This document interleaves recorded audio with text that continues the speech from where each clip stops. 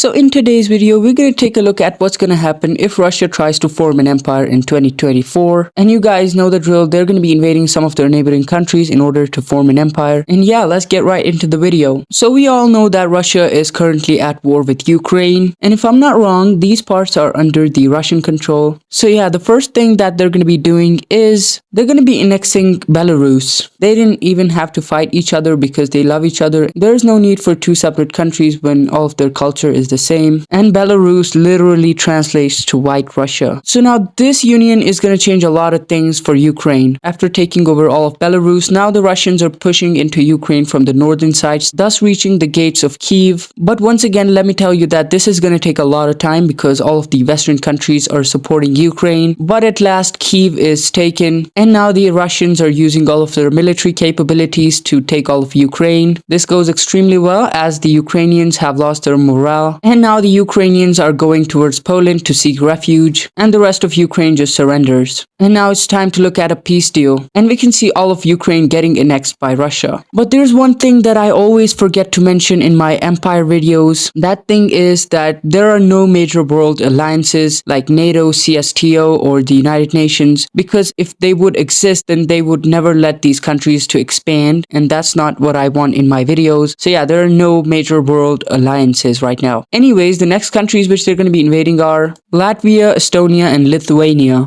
So because there is no NATO to stop Russia from expanding, Estonia quickly falls to the Russians, and we can see Kaliningrad connecting to Russia. Russians are now pushing into Latvia, thus taking their capital city. Latvia surrenders, and Lithuania is slowly getting devastated, but they also finally go ahead and surrender. Let's take a look at another peace deal. And in the peace deal, we can see that Russia annexed all of these countries entirely.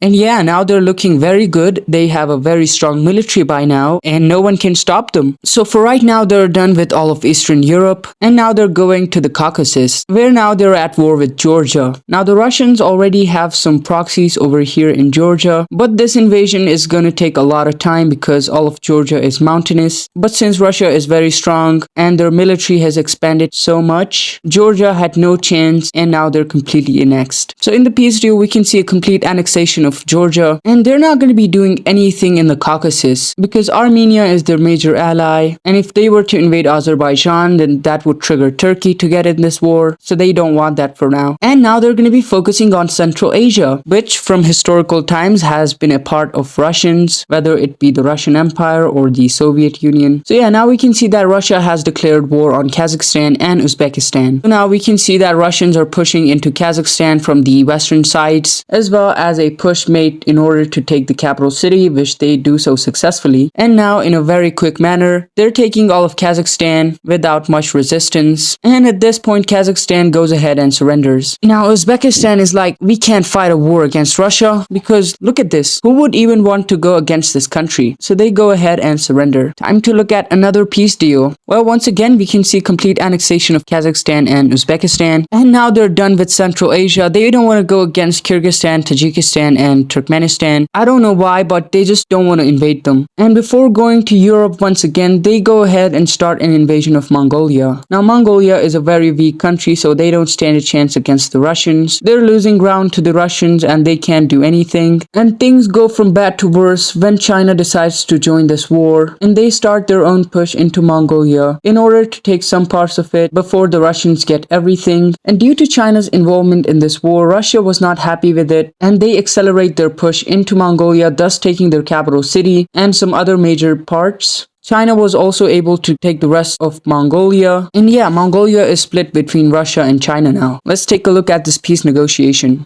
So yeah, if we take a look at this peace deal, we can see that Mongolia was split between China and Russia. So now we can see that all these troops from Mongolia arrive in the western parts of Russia, and they're going to be invading more countries now. Moldova was really scared because of the arrival of the Russian troops, so they just go ahead and join Romania. So you guys might have expected this one. And now Russia is at war with Poland. Russia pushes into Poland in order to take their capital city, Warsaw, which lies somewhere around here. We can see another push in the northern part force in order to take the coastline, which they do so successfully. And now Poland is a landlocked country, also losing a lot of ground to the Russians. The Russians have now successfully besieged the entire city of Warsaw, and because most of the Polish army was concentrated in Warsaw, they're losing ground to the Russians in the other parts of the country. And with the fall of Warsaw, Poland goes ahead and surrenders. Oh yeah, this doesn't look good for Poland. Why is it always that Poland always gets rolled over by these countries? But anyways, the final country which they're going to be invading is going to be Finland. They're invading Finland in the summer times because the Russians cannot win against the Finns in the winter times. So yeah, anyways, Russia has taken Helsinki, which is the capital city of Finland, and with the fall of their capital city, they're now losing ground to the Russians. The morale is lost amongst the soldiers, and they finally go ahead and surrender. And yet again, in this peace deal, we can see that Finland completely got annexed by Russia. And yeah, this is pretty much what I think that they would do if they tried to form an empire in 2024. And it has taken them more than 20 or 30 years to gain all of this, so it wasn't an easy job. So now let's also make some puppet states for the Russian Empire. And well, those puppet states include Kyrgyzstan, Tajikistan, Turkmenistan,